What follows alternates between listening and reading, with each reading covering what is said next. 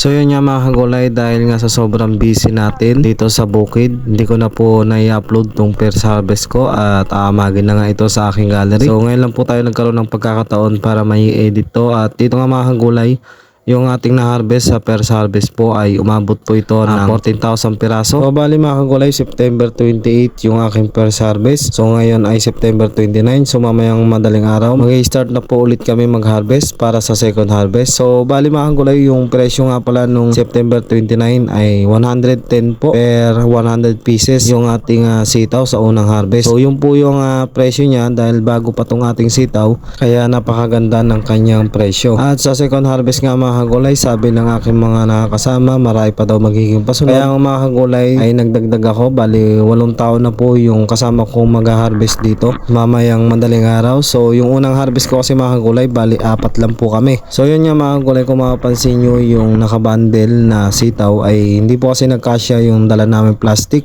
kaya ganyan na yung kanyang naging lalagyan. So bali ang karga niyan sa isang bundle po na nakikita nyo na yan ay 2,000 piraso. So ganyan na lang po yung aming ginawa para sa ganun ay may habol po sa biyahe. At mamaya madaling araw nga, katulad niya mga kagulay, nagagayak nga ulit kami ng aming umagahan para madala po mamayang 1 AM. So 1 AM po kami nag-start nag-harvest. So pasensya na po dahil na late po yung aking update dito sa first harvest.